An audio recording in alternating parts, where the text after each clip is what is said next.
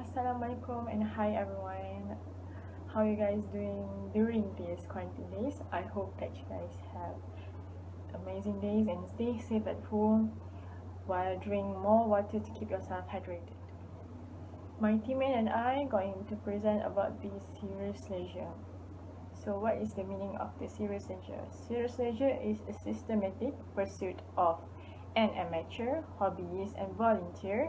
Core activity is highly substantial, interesting and fulfilling. Participants find a career in acquiring and expressing a combination of its special skill, knowledge and experience. Means by a serious leisure lead to individual to develop feeling of career during their free time.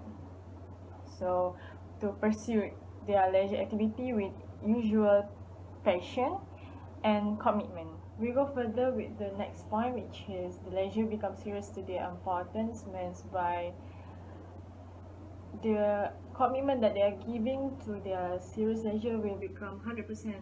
So it will be important to them if they are not going to do it well. So this next point is a sense of commitment and obligation can enhance the experience of enjoyment.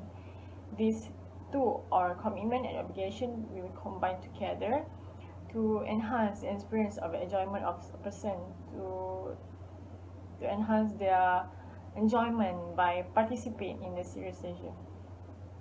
So we go to the next point, which is the three types of activity in everyday life of participants, which are amateur, hobbies, and volunteer. These three, my teammates are going to present each one of them for further information. Next one is rises the level of commitment. It will increase the intensity of involvement and level of performance well. It's meant by a person who involved in the serious leisure with level of commitment it will increase, and the level of performance will become well because of the love what they did. So the last point is commitment reflect in effort, volunteer and perseverance.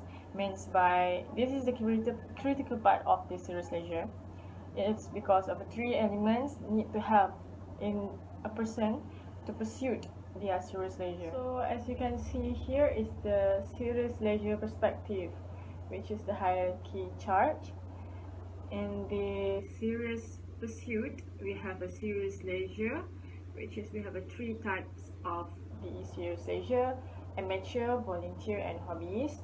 For the amateur, we have art, science, sport, and entertainment. For the volunteer, we have popular, idea-based, material, floral, faunal, and environmental.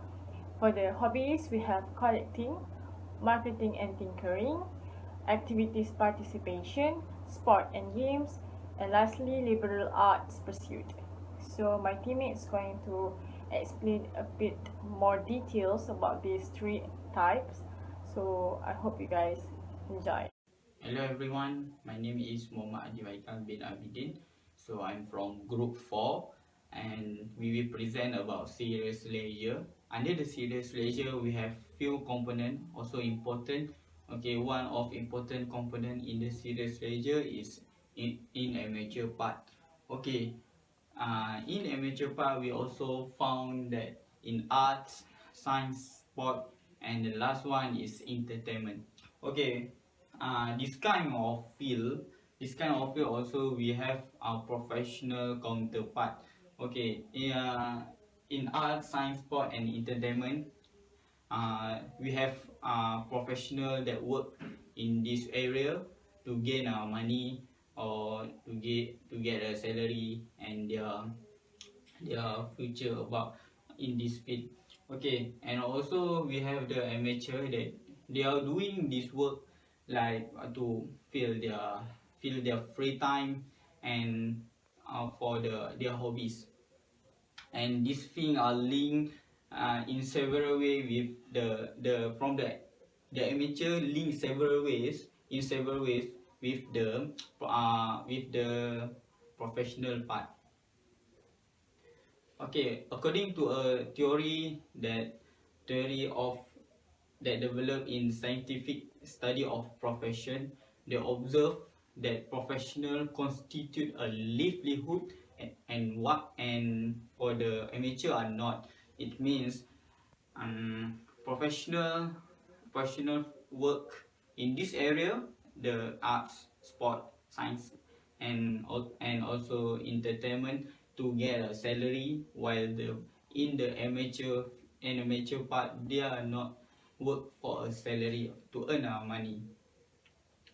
They also observe that professional we work with full time, while the for the amateur part, they not work full time but in a part time. Okay, researcher also noting that there are two are locked in, means professional and amateur are locked in, therefore defined by a system of linking relation, which is PAP system, professional, amateur, and public linking system. Okay, next we move to the based on Pudafed scientific study. A recent work on a chess player, how he become a pro player from the weak player to become a grandmaster player class. Okay, according to the study, deal mostly with question arising out of the field of symbolic, then interactionism. Okay, finally he got how the chess player become a competence player, and be a self-confident more hype. Later I will show you at the bottom how the chess player from the beginning until he rise a high career in this career in the chess as a chess player. Okay, from the beginning he went a club player of chess. So at that time it is a beginner, later as a beginner, and then he moved to the amateur club, which is amateur, and here we found at the next step with amateur, and then move to the expert, and the last one moved to the professional field, which is he went to a grandmaster league for as a chess player. Assalamualaikum warahmatullahi wabarakatuh. My name is Mohamad Ajmal bin KAMARULZAMAN. I will present about volunteering in serious leisure. What is volunteering? Volunteering is about offer uncoerced help, either formally or informally, with no or at most token pay for the benefit of both other people, which beyond the volunteer's family and the volunteer. Means that volunteering is about offering help to the other people with or without interest.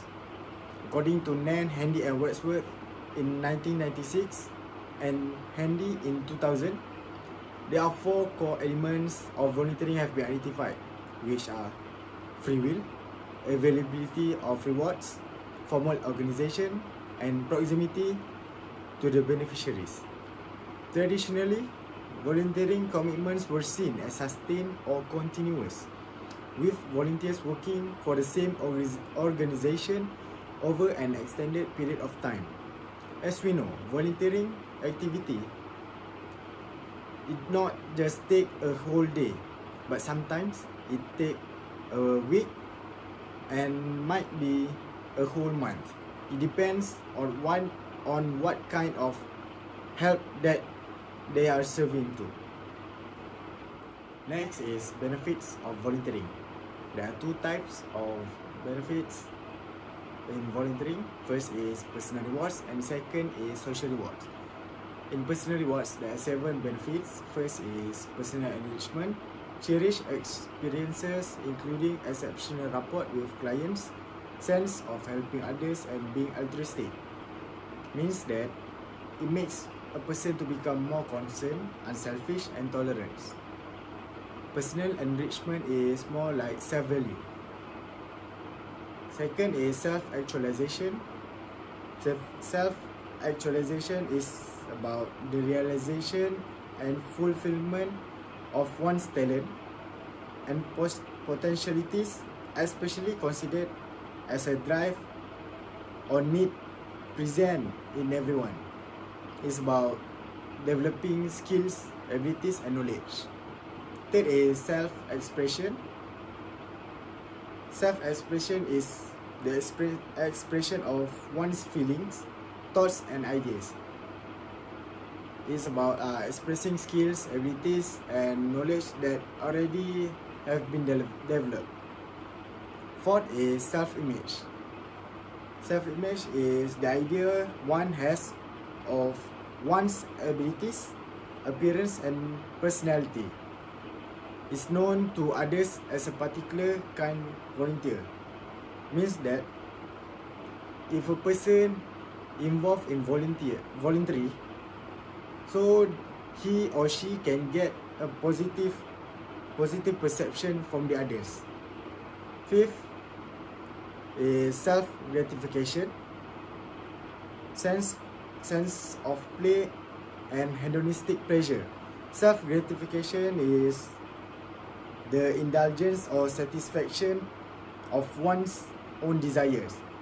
Self-gratification is more like when a person involved in a voluntary, he or she will feel satisfied, and when he or she involved in volunteering. Six is recreation, regeneration of work. Recreation is more like volunteering usually involve outdoors activities, so it is same as we do a recreation activities. Last is financial return from volunteering. Financial return is about raise fund from the NGO or non-government organization. Second benefits in volunteering is social rewards.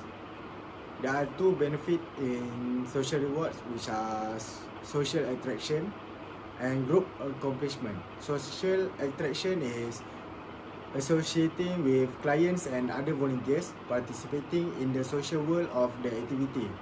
Means that if a person involved in voluntary, he or she can make a new friends, meet many people with different background of life, and can interact with other people. Next is group accomplishment. Group effort in accomplishing a volunteer project. If a person involved in voluntary, definitely it will involve in a group, so indirectly it will encourage or develop togetherness.